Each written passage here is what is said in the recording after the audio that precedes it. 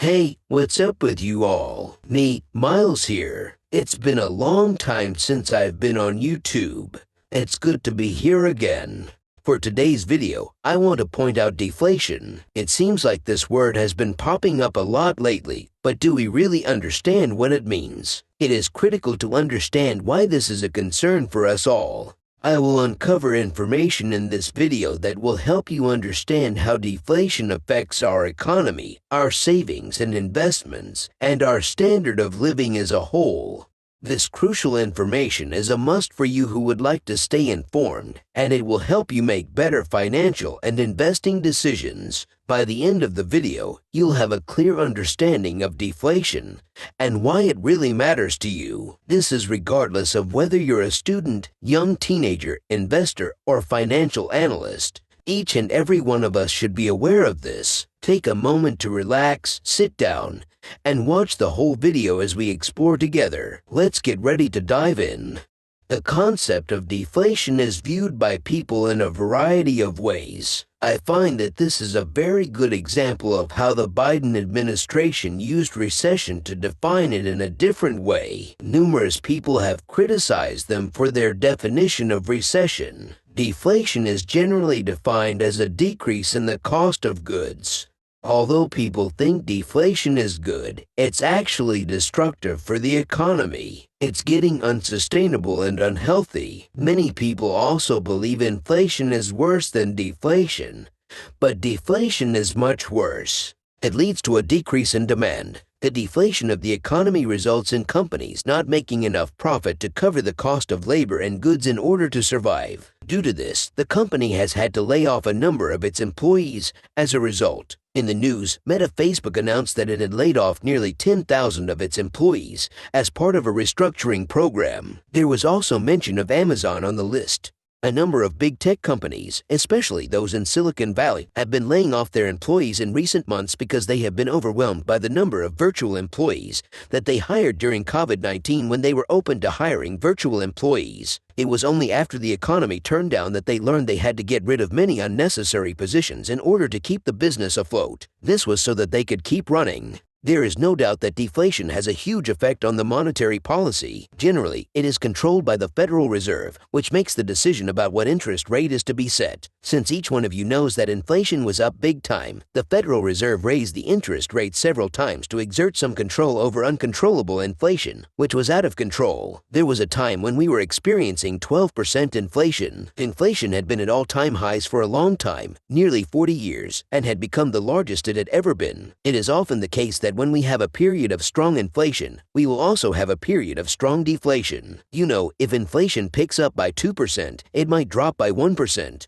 but a big increase means a big drop. Guys, I've got something to share with you. There is a server group that I recently created on Discord that you can join. You can chat with other people who have interests in finance, real estate, investing, and so on, and meet new people who share your interest in these areas. The group is open to anyone, and you are welcome to join and take a look at it and learn from their experience and knowledge as a real estate agent, investor, or entrepreneur as well. It is a great opportunity for you to become wealthy through the power of knowledge. I invite you to join us by clicking the link in the description, where you will find the link to join us. Since 300 years ago, deflation has rarely occurred in America. Actually, there's no data before 1900. Although it's old, we do have data after 1900. Only 3 or 4 times did it happen. There were times during the Great Depression when there was deflation. There was a negative inflation rate of 15% and a huge inflation rate of roughly 20–30% during this period.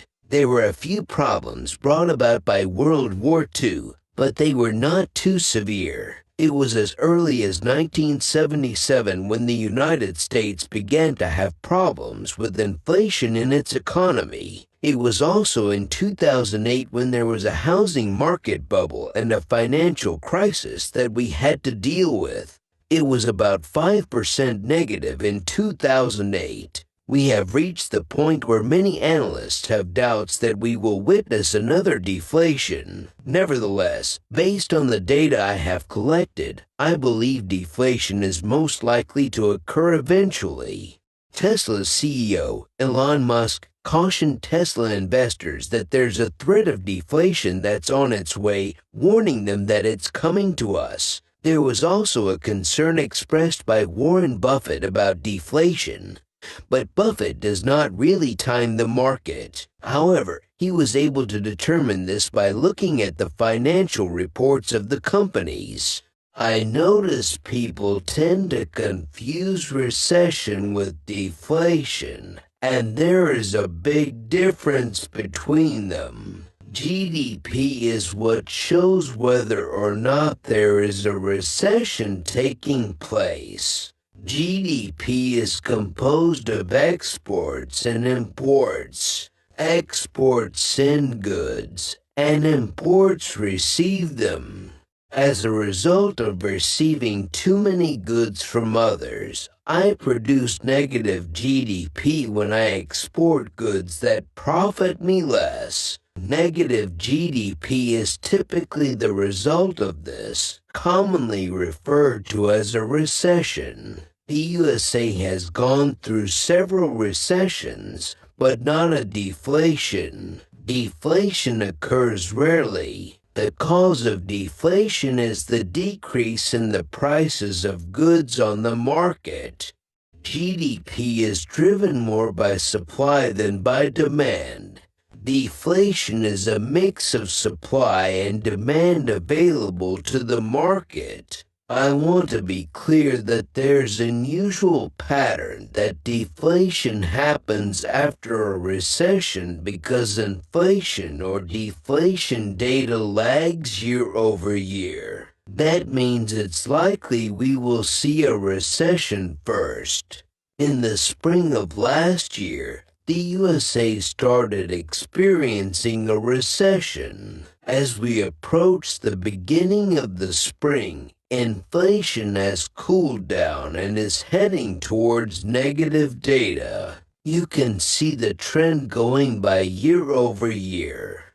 The probability of deflation during a recession cannot be determined. By analyzing inflation data, one can determine whether there is deflation. You can tell if deflation is on the way. To determine deflation, there are several layers of data to consider. It is good news for you if you save money during a period of deflation, since our purchasing power increases. Inflation does the opposite, reducing purchasing power as it rises. The bottom line is that saving money during periods of inflation isn't a good idea. This is why you may notice businesses and stocks are doing well during times of inflation. Now you understand why. The price of assets increases as inflation rises, while purchasing power decreases. Access to money during a downturn in the economy or a period of deflation may be much easier. Therefore, borrowing money during a period of deflation may be a good idea, as low interest rates are needed when the economy is in a state of deflation. If inflation increases, the cost of borrowing money can increase as the interest rate will rise in order to control the inflation rate. There are two ways out of this scenario.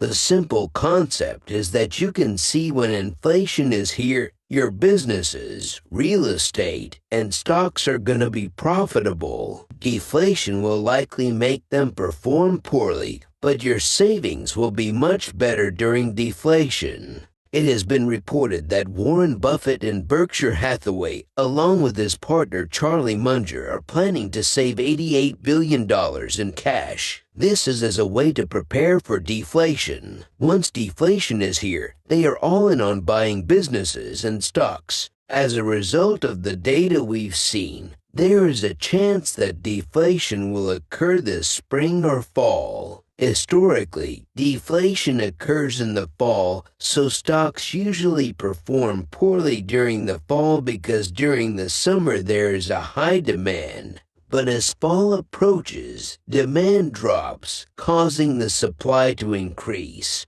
Deflation can be recovered or improved by having the Federal Reserve lower interest rates. This will encourage people to leverage money or assets to stimulate the economy, which eventually results in the economy picking up. The reason why most successful investors tend to leverage their assets during economic downturns is because they know interest rates are low. This gives them an opportunity to buy assets. As soon as the economy recovers, they will double or triple their portfolio. That's what I intend to do. I plan to borrow money and invest in assets when deflation happens. I have been saving some cash from the stocks I sold and plan to do so once the economy recovers. Alright guys, that's all for today. Don't forget to subscribe, like, and leave a comment under this video for the YouTube algorithm. I'll see you next time.